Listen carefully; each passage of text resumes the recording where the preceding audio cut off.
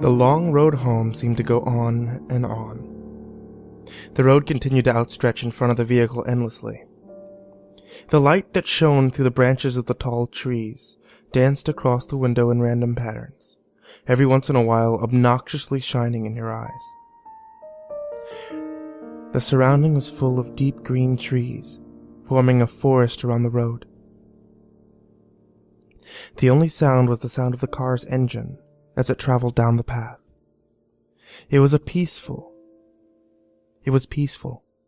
and let off a serene feeling. Although the ride seemed like a nice one, it lacked every form of nice for both passengers. The middle-aged woman behind the steering wheel had neat, short brown hair that fit her complexion quite well. She wore a green V-neck t-shirt and a pair of blue jeans. Diamond stud earrings decorated each of her ears, which partially showed from behind her haircut. She had deep green eyes, which were brought out by her shirt, and the light seemed to make them more noticeable. There wasn't much significance to her appearance. She just looked like any average mother that you'd see on TV shows and such. But one thing for sure made her differ from those average mothers. And that was the dark bags under her eyes. Her facial expression was gloomy and sad, although she generally looked like one who smiled a lot. She would sniffle every once in a while, and occasionally glance back in the rearview mirror to look back at her son in the back seat, who was hunched over partially, his arms held tight around his chest, and his head pressed against the cold window. The boy lacked any normal appearance. Anyone could blandly see that something was wrong with him. His messy brown hair went in every which way, and his pale, almost gray skin was brought out by the luminescent lighting. His eyes were dark, unlike his mother's, and he wore a white t-shirt and scrub pants that had been provided to him by the hospital. The clothes that he had worn before were so shredded and blood-stained that they weren't wearable anymore. The right side of his face bared a few cuts along with his split eyebrow. His right arm was bandaged up all the way to his shoulder, which had been shredded when his right side had been hit with the shattered glass. His injuries appeared to be painful, when really he couldn't feel a thing. He never could feel a thing. That was just one of the glories about being him. One of the many challenges that he had to face growing up was growing up with a rare disease that caused him to be completely numb towards pain. Never before had he felt himself get hurt. He could have lost an arm and felt nothing. That and another major disorder that he faced was the one that deemed him many insulting nicknames in the short time that he attended grade school before he was moved to homeschooling, was his Tourette syndrome, which caused him to tick and twitch in ways that he couldn't control. He would crack his neck uncontrollably and twitch every once in a while. The kids would tease him and call him Ticci Toby, and mock him with exaggerated twitching and laughing. It got so bad that he turned to homeschooling. It was too hard for him to be in a common learning environment with seemingly every kid poking, or more like stabbing, fun at him. Toby stared blankly out the window. His face was empty of any depictable emotion, and every few minutes his shoulder, arm, or foot would twitch. Every bump that the car tires hit made his stomach turn. Toby Rogers was the boy's name, and the last time that Toby remembered riding in a car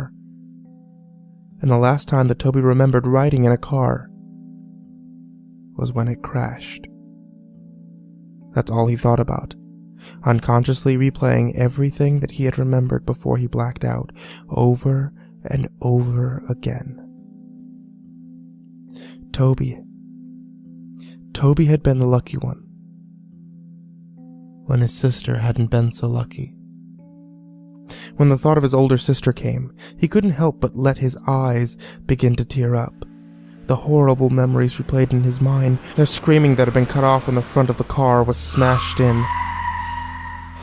It all went blank for a moment before Toby opened his eyes to see his sister's body. Her forehead pierced with glass shards, her hips and legs were crushed under the force of the steering wheel, her torso pushed in from the late inflated airbag. This was the last thing that he'd seen of his dear old sister. The road home continued on for what seemed like forever. It took so long to get home due to his mother wanting to avoid passing the site of the crash. When the surrounding gave into a familiar neighborhood, they had both been more than ready to get out of the car and step back into their own home. It was an older neighborhood, with quaint little houses all next to each other. The car drove in front of the little blue house, with white window panes. They both quickly noticed the old vehicle that was parked in front of the house, and the familiar figure who stood in the driveway. Toby felt automatic anger and frustration take over him at the sight of his father. His father who wasn't there. His mother pulled the car up into the driveway beside him before turning off the engine and preparing to step out and face her husband. "Why is he here?" Toby said quietly, as he looked back at his mother who reached to open the car door. "He's your father, Toby. He's here because he wants to see you." His mother responded with a monotone voice, trying to sound less shaky. "Yet he couldn't have driven up to the hospital to see Lyra before she died." Toby narrowed his eyes out the window. "He was drunk that night, honey. He couldn't drive." "Yeah. When is he not?" Toby pushed open the door before his mother and stumbled out into the driveway, where he met his father's gaze before looking down at his feet with a stern expression. His mother stepped out behind him and met her husband's eyes before walking around the car. His father opened up his arms, expecting a hug from his wife, but she walked past him and put her arm around Toby's shoulder and influenced him to begin walking inside. "Connie," her husband began to say under a raspy voice. "What, no welcome home hug, huh?" She ignored her husband's obnoxious words and walked past him with her son under her arm. "Hey, he's 16, he can walk by himself." His father began to follow them in. "He's 17. Connie glared back at him, before opening the door to the house and stepping inside. "Toby, why don't we get you back to your room and rest, okay? I'll come up with you when dinner is ready." "No. I'm 16, I can walk by myself," Toby said sarcastically, and glared back at his father before stumbling up the staircase and turning into his room, where he slammed the door violently. His little room didn't have much in it, just a small bed, a dresser, a window. And his walls had a few framed pictures of his family, back when they were a family, before his father became an alcoholic and acted violently towards the rest of them. Toby remembered when he was arguing with his mother, and he grabbed her by the hair and shoved her to the floor, and when Lyra had tried to break it up, he pushed her and he hit her back on the corner of the kitchen counter. Toby could never forgive him for what he did. Never. Toby didn't care how much his father beat him down. He couldn't feel it anyway. What he did care about was how he intentionally hurt the only two people that he cared about. And when he waited in the hospital, where his sister took her last few breaths, the only person who didn't rush there was his dad. Toby stood by the window and looked out into the street. He could have sworn that he saw things out of the corner of his eye, but quickly blamed it on the medication that he had been put on. When dinner time had come around and his mother called up to him, Toby came down the stairs and hesitantly sat down at the table across from his father, and in between his mother and an empty chair. It was quiet as his parents picked at their food, but Toby refused to eat. Instead, he just watched his dad with a blank stare. His mother caught onto his stare towards his father and elbowed him slightly. Toby looked over at her slightly and looked down at his uneaten food, in which he didn't touch. Toby laid in bed. He pulled his covers over his head and stared at the window. He was tired, but there was no way that he would be falling asleep. He couldn't. There was too much to think about. He had been debating on whether or not to follow his mother's directions and forgive his father, or continue holding a grudge with his boiling hatred. He heard the door creak open, and his mother padded into the room and sat on the bed next to him. She reached over and rubbed his back. "I know it's hard, Toby.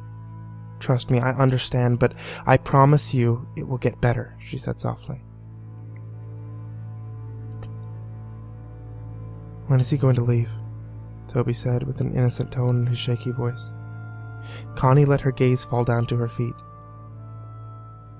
I don't know, honey. He's staying as far as I know," she replied. Toby didn't respond. He just continued to look forward at the wall, holding his damaged arm near his chest. After a few minutes of silence, his mother sighed before she leaned in to kiss his cheek and stood up to walk out of the room. "Good night," she said as she closed the door. The hours passed slowly, and Toby couldn't quit tossing and turning. Every time he let his imagination take over, he heard the screeching of tires, the screaming of his sister, and he could uncontrollably jerk in bed. He threw off his covers lying on his back. He pulled his pillow over his face and cried into it. He could feel his chest rise and fall as he let out each shaky breath as he cried. He could hear his own pitiful weeping. He would have been screaming and crying if he didn't press his pillow over his face. And after a few seconds, he threw that pillow off of his face as well, and sat up, hunched over, holding his head and breathing roughly, tears streaming from his eyes. He couldn't help but cry. He tried to keep it in, but he couldn't help but whine and whimper as he sat there shaking. He inhaled before he stood up and walked around his bed to the window and peered out. Taking deep breaths and trying to calm down, he rubbed his eyes and looked out at the group of tall pine trees across the street. He stopped suddenly, and his gaze slowly centered on something standing under the streetlight. He heard ringing in his ears, and he couldn't look away. The figure stood beside the streetlight, about 2 feet shorter than it. Long arms draped at its sides as it stared up at him with non-existent eyes. The figure had no features whatsoever, no eyes, no mouth, no nose, yet it held Toby's hypnotized stare, seemingly peering into his very being. The ringing in his ears grew louder and louder each second he stared before suddenly it all went black. The next morning, Toby woke in his bed. He felt different. He wasn't tired at all, and when he consciously woke up, it felt like that he had been lying there, awake for hours. He had no thoughts flowing through his mind. He sat up slowly and stumbled over to the wall, but when he stood up, he automatically felt dizzy. He stumbled to the doorway and walked down the stairs. His parents were sitting at the table. His father was in tune with the small TV that sat on the countertop, and his mother reading the newspaper. She quickly looked over when she felt Toby's presence. "Well, good morning, sleepyhead. You've been sleeping forever." She greeted him with a hesitant smile. Toby slowly looked over at the clock and noticed that it's 12:30 p.m. "I made you breakfast, but it got cold. I was going to wake you, but I felt that you needed sleep." Her expression fell from happy to worried as her son resisted responding to her. Are you all right?" Toby stumbled over and sat by his father. He felt as if he was on idle. He had no control over his actions. He was seeing everything that he did, but it didn't seem to register in his brain properly. He reached out to touch his father's arm, but his hand ended up getting slapped. His father turned to him abruptly and pushed his chair over with his foot. "Don't touch me, boy," he yelled. His mother stood up. "All right, knock that off. That's the last thing we need." The days went by, and things continued on as they were. Connie spent most of her time cleaning up the house. and her rude husband spent most of the time ordering her around. It was just how it used to be before the crash. Toby never really left his room. He would sit by his bed and tremble. His mind would wander, but his thoughts changed too fast to be remembered. He would pace around his small room like a caged animal or stare out the window. The unhealthy cycle continued. Connie continued to be pushed around by her husband, being way too submissive to him, and Toby remained in his room. Before he could think twice, he would begin to chew on his hands, tearing the flesh from his fingers. He would gnaw his hands until they bled. When his mother walked in on him while he was doing so, she reacted horribly. She rushed him downstairs and grabbed the first aid, wrapped his hands in it. She demanded that he wouldn't leave her side from then. He isolated himself so much that he grew to hate being around others. His memory grew glitchy as well. He started missing memories for minutes, hours, days, and so on. He would begin talking nonsense about things completely unrelated to conversations that he would have. He'd go off about seeing things, sharks in his sink as he washed the dishes, hearing crickets in his pillow, seeing ghosts outside of his bedroom window. All the nonsense landed him in a counselor's office. His mother grew too anxious about his mental health. She decided that it would be good for him to talk to a professional about what he was feeling. Connie walked Toby into the building, holding his hand and guiding him in. She walked him up to the front desk and began talking to the lady who sat behind it. "Mrs. Rogers?" the lady asked. "Yes, that's me," Connie nodded. "We're here to see Dr. Oliver. I'm here with Toby Rogers." "Yes, right this way." The lady stood up and led them down a long hallway. Toby looked at the framed artwork down the halls and tuned in to the sound of the lady's high heels on the hardwood floor. She opened the door to a room with a table and 2 chairs. "If we can get him to sit in here for a few minutes, I'll get the doctor." She smiled and held the door open. Toby stumbled into the room and sat down at the table. He looked over at his mother and the lady before the door shut behind them. He looked around the room before he held up his tightly bandaged hands and began to bite at them to unwrap them, but was interrupted as the door swung open and a young woman in black and white with light brown hair stepped in, holding a clipboard and a pen. "Toby?" she asked with a smile. Toby looked up at her and nodded. "Nice to meet you, Toby. My name is Dr. Oliver." She put her hand out for him to shake, but hesitantly pulled away when she noticed his bandaged hands. "Oh!" She smiled nervously before clearing her throat and sitting in the chair across from the table from him. "So, I'm going to ask you a few questions. Try to answer them as honestly as possible, okay?"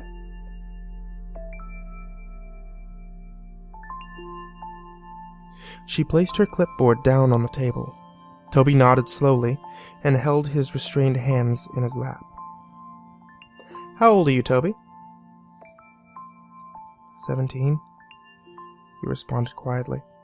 She wrote that down on the paper that was clipped to the clipboard. "And what's your full name?" "Toby Aaron Rogers." "What's your birthday?" "April 28th. "Who is your immediate family?" Toby paused for a minute before answering her question. "My mom, my dad." He stopped. "My sister." "I heard about your sister, dear. I'm really sorry." Her expression faded into a sad, pity-filled look. Toby nodded. "Do you remember anything from the crash, Toby?" Toby looked away from her.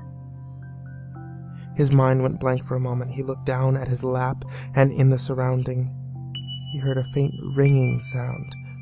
His eyes widened, and he froze in place. "Toby?" the counselor asked. "Toby, are you listening?" Toby felt a shiver go down his spine until he froze once again and slowly looked over, out the little window through the door where he saw it. A dark, featureless figure peering in at him.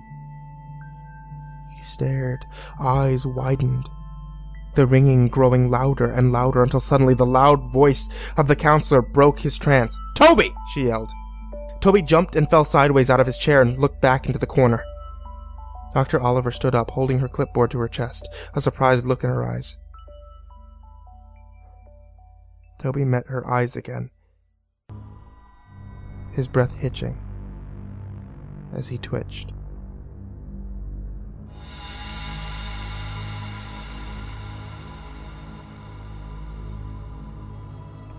That night, Toby laid in bed, his eyes dazed as he stared straight up at his ceiling. He could feel himself beginning to doze off when he heard the scattering of footsteps down his hallway. He sat up and looked towards the doorway, his door wide open. There was no light. Everything was lit by the luminescent blue glow of the moon through his window, leaving a cold light. He stood up, slowly made his way towards the doorway when suddenly the door, which was previously wide open, slammed in his face. He gasped and fell back. He was out of breath when he hit the ground, and he began breathing heavily, his eyes wide open. He waited for a few seconds before getting back up onto his feet. He reached up and grasped the cold door handle with his bandaged hand and creaked it open. He looked out into the dark hallway and tiptoed out of his room. The window at the end of the hallway lit up the darkness with blue moonlight as he padded his way down. He could hear footsteps rustling around him and faint giggling led by the pitter-patter of small feet, which sounded like a child had run up in front of him, giggling and running around. The hallway was a lot longer than he remembered. It seemed endless, like a ride home from the hospital. He heard a door creak in front of him. "Mom!" he called out in a shaky voice. Suddenly a door slammed behind him, and he jumped and turned around. Behind him he heard a long, eerie groan that sounded to croak right in his ear. He turned around as fast as he could, and was suddenly face to face with none other than his dead sister. Her eyes were clouded white, her skin pale, and the right side of her jaw only dangled on by tissue and muscle. Glass protruded from her forehead, and black blood leaked down her face, her blonde hair pulled back in a ponytail as it always was. Wearing her green t-shirt and athlete shorts, which were dirty and spotted with blood. Her legs were bent in ways that they shouldn't be. She stood emitting a long, croaking noise, only an inch away from Toby's face. Toby yelped and fell backward. He started to crawl backwards away from her, not able to break eye contact that he held with her black, blank, dead eyes. He dragged himself backwards until he backed into something. He stopped for a second. Everything was dead silence except for his heavy breathing and crying.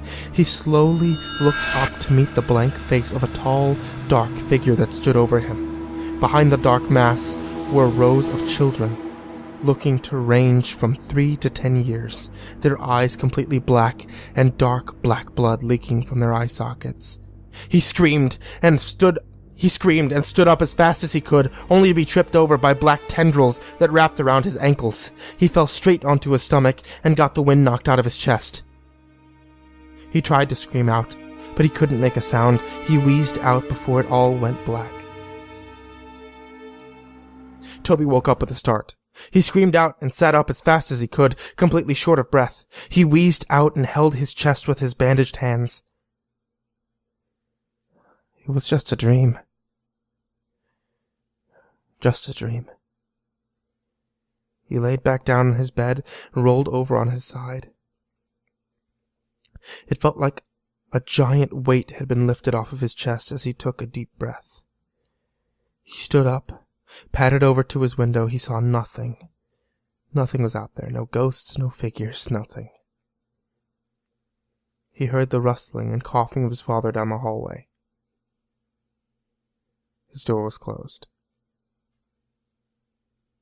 He walked over and opened it, looking out into the hallway once again.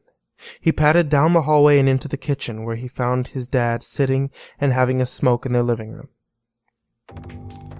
Toby waited a second and watched him from around the corner before a burning feeling started deep in his chest. Deep, boiling anger took over him. He heard the little imaginary voices in his head. Do it. Do it. Do it. They chanted. He turned away and held his arms.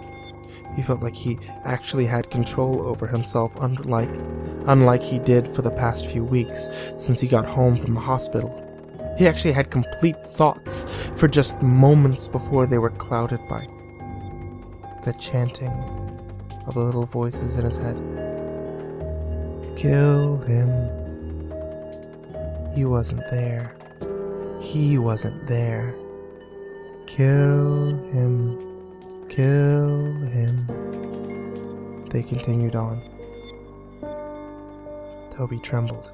No, he wasn't going to do it. What, was he going crazy? No, he wasn't going to kill anyone. He can't. He hated his father, but hated. No way was he going to kill him. That was it. The last thought that he had before he fell into an idle state once again. The influence of the voices in his head was too much. He began to silently walk up behind his father. He reached over the counter to the knife holder in the kitchen and pulled out the largest knife that there had been resting in the case. He gripped it in his hand. He felt a sensation take over his chest. He let out a snicker.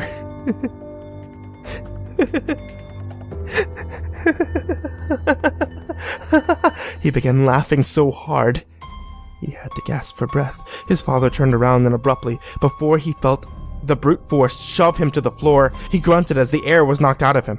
What? He looked up at the boy who stood over him, grasping the kitchen knife in his hand. Toby, what are you doing? He went to sit up and put his arms out in front of him in self-defense, but before he knew it, Toby was on top of him. He went to grab at his neck, but his father reached out and blocked his hand by grabbing onto his wrist. Stop! Get off me, you little fucker! He yelled. And with his other hand, he threw an off-center punch towards Toby's shoulder, but he didn't stop. The look in Toby's eyes was not sane. It looked as if a demon had taken control of him. He yelled back and went to stab the knife into his father's chest, but he blocked him, grabbed onto his wrist once again. He went to shove him back, but Toby kicked out his feet in front of him and landed a hard blow straight into his face. His father recoiled and pulled his arms away to cuff his face, but Toby got back up and drove the knife straight into his shoulder. His father let out a loud cry and went to pull the knife out, but before he could, Toby threw his fist straight into his father's face. He began to pound his fists into his head, laughing and wheezing. He cracked his neck and grabbed the knife, ripped it out of his shoulder. He drove it deep into his father's chest and repeatedly stabbed it into his torso, blood spilling out and getting splattered everywhere. He didn't stop until his father's body went still. He threw the knife over to the side and leaned over his body. Coughing and panting, he stared at his smashed-in face and sat there twitching until a loud scream broke the silence. He looked over to see his mother standing a few feet away, covering her mouth, tears streaming down her eyes. "Toby!" she screamed. "Why did you do that? Why?" Toby stood up, began to back away from his father's bloody corpse. He began to back out of the kitchen. He looked down at the blood-soaked bandages on his hands and looked up at his mother one last time before he turned and ran out of the house. He ran into the garage and slammed his hands against the control panel of the wall. Push the button to open the garage door. And push the button to open the garage door. Before he ran out, he saw his father's 2 hatchets that had been hanging on the tool rack above a table full of jars, filled to the brim with old rusted nails and screws. One hatchet was new. It had a bright orange handle and a shiny blade. The other was old, with a wooden handle and old, dull blade. He grabbed both, looked down at the table, and his eyes met a box of matches. And under the table was a red gasoline tank. He held both of the hatchets in one hand and grabbed the matches and gasoline before running out of the garage, down the driveway and up the street. As he approached the streetlight that he could see out of his own window, he heard police sirens in the distance. He turned around, and the red and blue flashing lights came rushing down the street. Toby stood for a second before he pulled open the cap on the gasoline tank and ran down the street, spilling the gasoline. and he turned to run into the trees. He poured the last bit of gas out before he reached in his pocket and pulled out a match. He struck it against the box and immediately dropped it. In an instant, flames burst up around him. The fire caught into the trees and bushes, and before he knew it, he was surrounded by fire. The silhouettes of police cars were visible through the flames as he backed away into the forest around him. He looked around, but his vision was blurred. His heart was pounding, and he closed his eyes for a moment. This was it. This was the end. Toby felt a hand on his shoulder. He opened his eyes and looked over to see a large, white hand with long, bony fingers that rested on his shoulder. He followed the arm up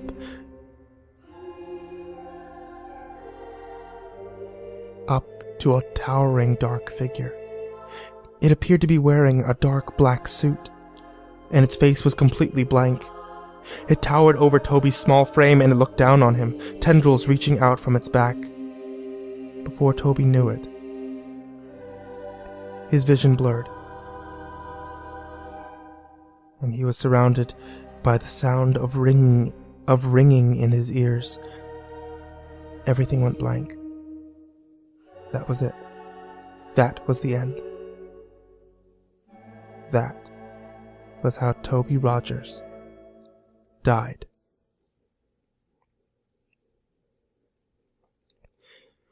A few weeks later, Connie sat in her sister's kitchen. Her sister Lori sat next to her drinking a cup of coffee. About 3 weeks ago, Connie lost her husband and her son. And a few weeks before, she lost her daughter in a car crash. Since then, she moved in with her sister. The police were keeping her busy. They had just finished cleaning up the case, and the story had been released 2 weeks ago.